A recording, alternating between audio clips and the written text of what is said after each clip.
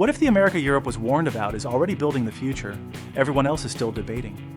Cars that rise vertically, air taxis crossing entire cities, and aircraft designed to outrun sound without shaking every window below. These machines are exploding across social media because they reveal something headlines rarely admit. America is still bold enough to test the impossible. So when did too ambitious become the very reason the world cannot stop watching? America just took off. A car rises from an American parking lot, and every joke about the future looks outdated. For Europeans arriving during the 2026 World Cup expecting the America shown in negative headlines, the Aleph Model A felt like a trapdoor opening beneath that picture. They came prepared for chaos, excess, dysfunction, and little else. Instead, they found a country willing to build a machine audacious enough that even the internet stopped arguing and stared. The Model A is a fully electric vehicle that travels about 220 miles on roads and 110 miles through the air. It can take off vertically, which means the machine does not need a runway before leaving the ground. Limited assembly and delivery preparations have begun, and that detail changes the mood. This is no longer a sketch pinned to a futurist's wall. It is a real attempt to turn the flying car from a punchline into transportation. That idea lands differently in Europe because the daily relationship with space is so different. In central Paris, drivers squeeze through streets laid out long before automobiles existed. In Amsterdam, bicycles dominate entire neighborhoods with remarkable everyday efficiency. In London, congestion charges remind motorists that every square foot of road has a price. Those systems reflect centuries of urban history, and they work for the places that created them. America, however, often looks at the same problem and decides the answer may be above everyone's head. That is why the European reaction online has been so entertaining. The comments rarely linger on horsepower figures or complicated battery chemistry. They revolve around a simpler feeling. America has apparently now decided the parking lot should actually fly. There is admiration hidden inside the joke because the Model A represents a kind of confidence that has made American invention irresistible. It treats gravity the way a contractor treats an inconvenient wall. Important, certainly, but perhaps not permanent. After spending weeks in the United States, European visitors also saw the wider culture behind that machine. They saw massive systems handling millions of World Cup travelers, airports operating like cities, roads spanning vast distances, and businesses built around convenience on an almost theatrical scale. The flying car suddenly seemed less like a random stunt, and more like the natural product of a country that has spent generations asking how far a person should be allowed to go. No one should pretend the Model A will replace family cars tomorrow. Safety rules, airspace control, price, charging, licensing, and public trust still stand between the prototype and a suburban driveway. Yet America's strength has never been waiting until an idea feels completely sensible. It builds, tests, argues, improves the design, and tries again. Europe carefully preserves the beauty of what civilization has already achieved. America keeps asking what civilization might be bold enough to attempt next. After the World Cup, that contrast left visitors with an unexpected thought. Perhaps the country they were warned about is also the country most determined to make tomorrow arrive early. Rush hour grows wings. America did not look at rush hour and ask for a prettier bus shelter. It looked upward and noticed an entire unused floor above the city. That is the real reason electric air taxis fascinate European viewers, because the aircraft itself is only half the story. The deeper attraction comes from an American habit that outsiders quickly recognize. Distance is treated as a problem to defeat, rather than an inconvenience everyone must politely accept.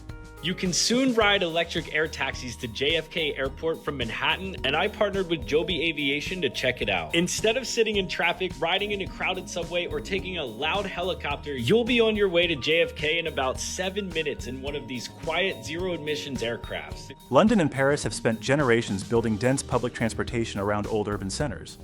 Heathrow connects with central London through rail services, while passengers leaving Charles de Gaulle can reach Paris through the RER network. Those systems suit cities where homes, offices, cafes, stations, and historic districts have grown close together over centuries.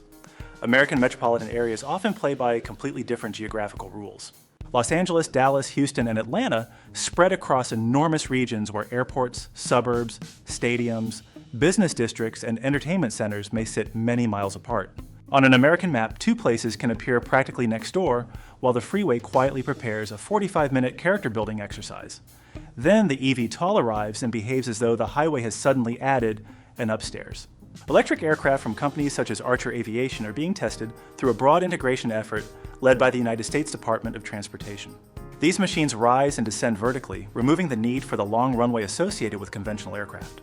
Their appeal becomes obvious in cities where adding another rail corridor or widening another highway may require years of construction.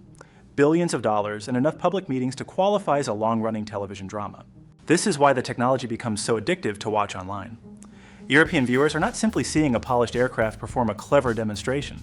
They're watching an American city experiment with compressing its own geography. A journey that currently crawls through 6 lanes of brake lights could eventually become a short electric flight above them, almost as though the city had discovered a shortcut button hidden in the settings menu. The cultural contrast adds another layer of humor. Many European cities answer congestion by improving train frequency, coordinating buses, and making stations easier to reach. America sometimes studies the same traffic jam and wonders whether the passenger should simply leave the ground. Neither idea is foolish because each one reflects the landscape beneath it, yet the American solution carries the confidence of someone bringing a ladder to a problem everyone else assumed was flat. The difficult work now involves safety, noise, weather, charging, landing sites, airspace coordination, and public trust. Nobody wants to move rush hour 200 feet upward and attach propellers to it.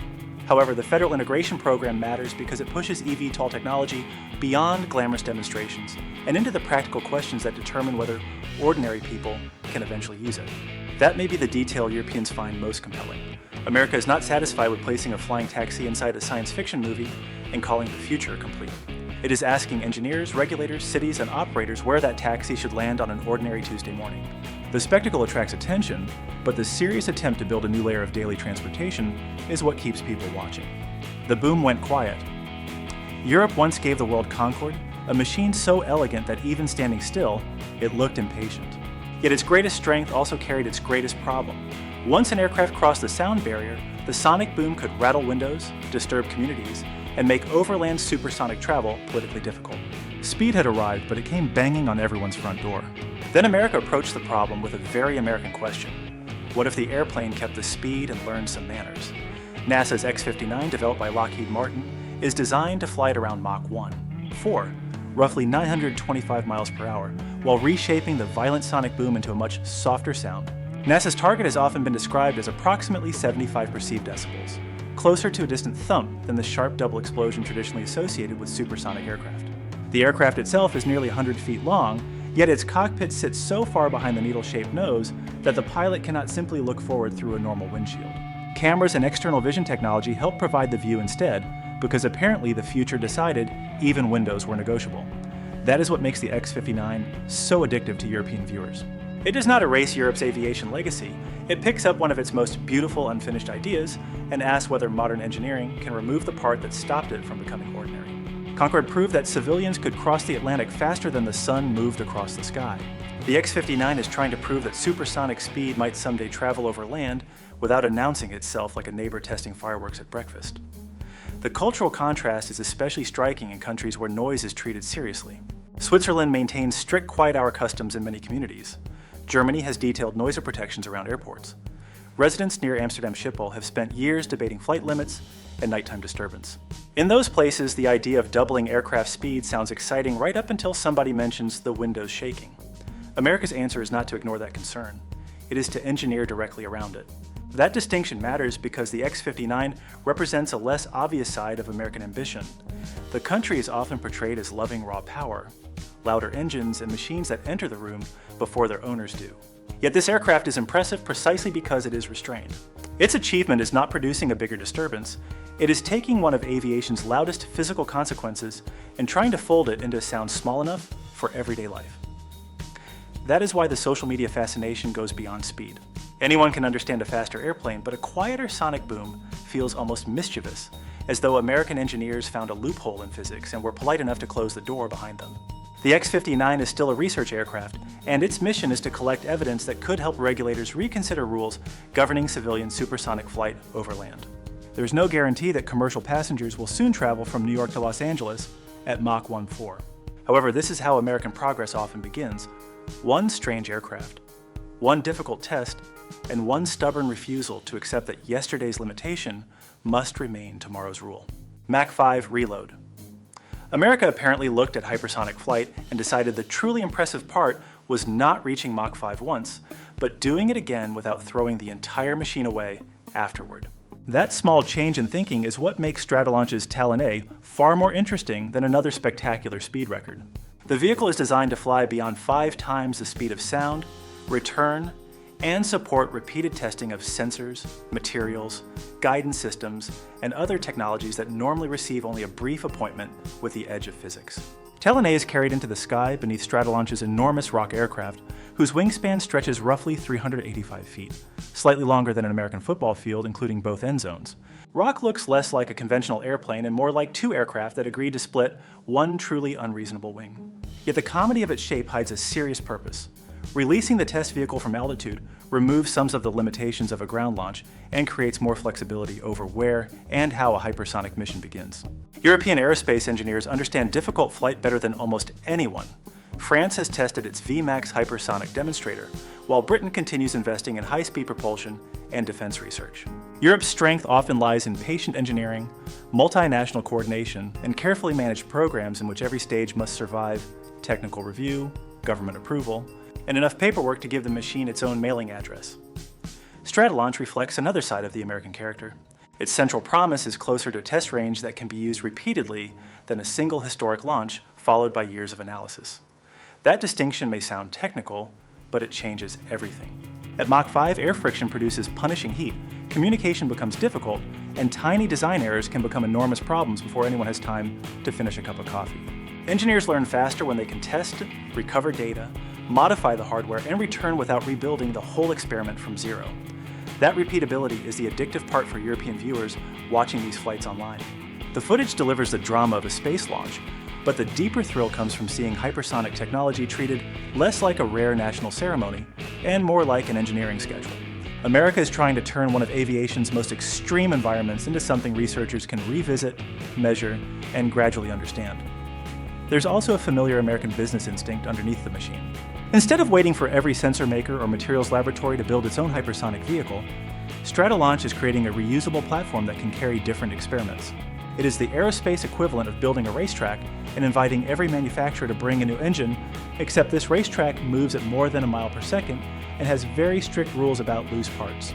Talon A therefore represents something larger than raw speed. It celebrates the American belief that progress becomes powerful when experimentation stops being precious. A spectacular achievement earns applause, but a system that allows the next attempt to happen sooner can reshape an entire industry. Europe may admire the velocity, yet what truly holds attention is America's determination to make the impossible repeatable.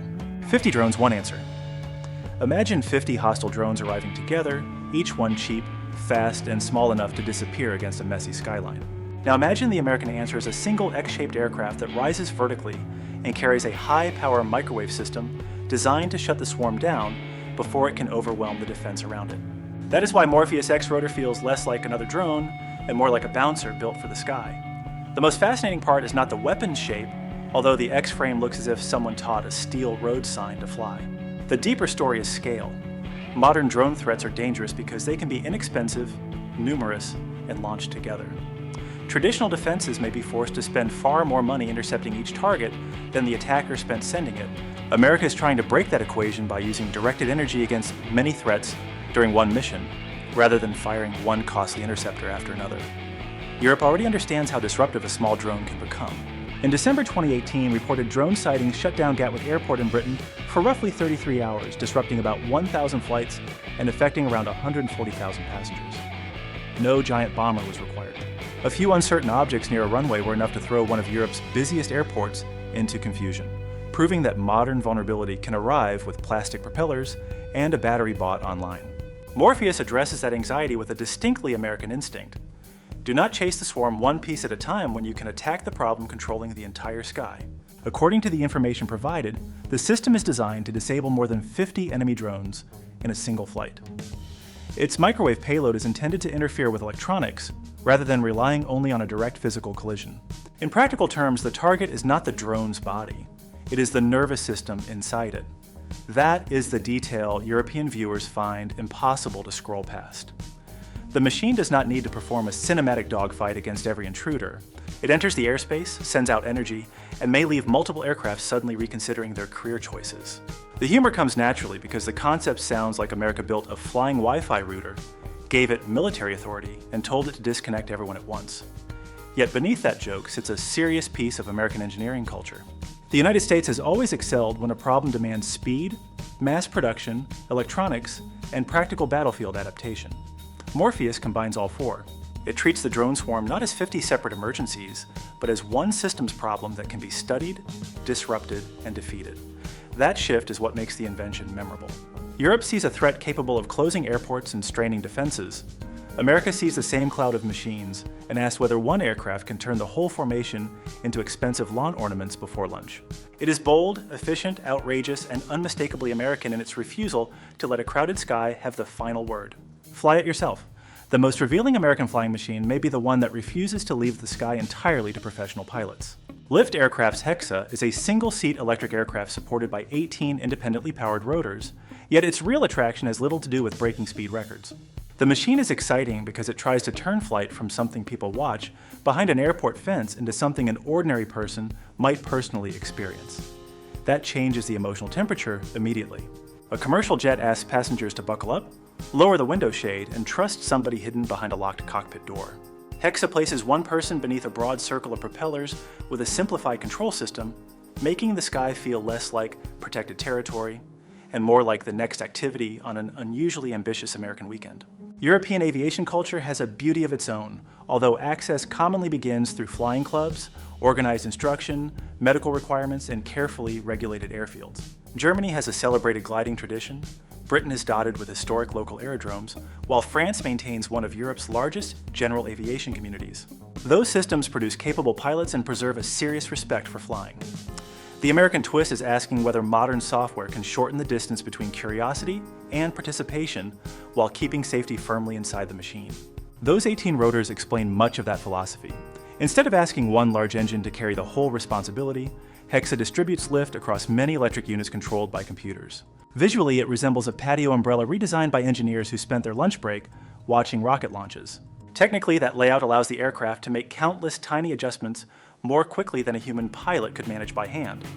This is the detail that makes the footage strangely difficult to stop watching.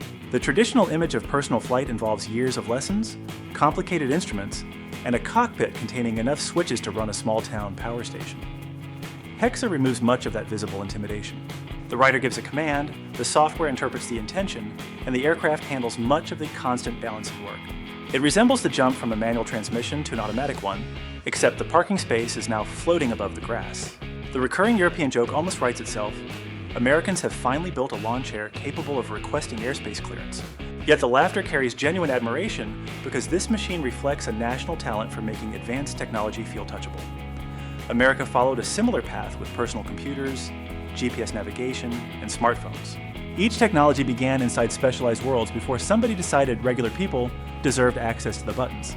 That explains why machines like Hexa become so compelling during a World Cup visit. Travelers may arrive after years of hearing that America has become tired, divided, or trapped in the past, then encounter a culture still building devices around possibility. The attraction comes from more than machinery. It comes from witnessing optimism given propellers. Hexa does not mean every suburban driveway will become a private airport. Personal electric flight still faces serious questions involving cost, weather, training, airspace rules, and public acceptance. Its achievement is smaller, warmer, and perhaps more powerful. It allows an ordinary person to look upward and quietly consider that the sky might no longer belong exclusively to somebody else. Your dinner just flew? America has found a way to make impatience airborne, and European visitors during the 2026 World Cup may discover that the next delivery driver does not need a road, a parking space, or even a front door key. A small aircraft can leave a distribution site, cross a neighborhood, hover above a yard, and lower a package with the calm precision of a fishing line carrying dinner. That is why drone delivery feels more addictive than another futuristic vehicle reveal. The spectacle lasts only seconds, yet the idea quietly rewrites an ordinary habit. Wing, an American company owned by Alphabet, reported completing more than 350,000 commercial deliveries worldwide by early 2024, while operations around the Dallas-Fort Worth area have explored how aerial delivery can fit into everyday suburban life. These aircraft carry small packages, meaning the revolution may arrive holding medicine, coffee, groceries, or the one missing ingredient discovered after the oven is already hot. European cities have become remarkably skilled at solving that final mile on the ground. Paris has expanded cargo bike logistics, Amsterdam gives bicycles practical priority, and narrow districts in Rome often reward compact vehicles over anything resembling an American pickup. Those systems suit streets built long before modern delivery vans existed. The United States has a different canvas.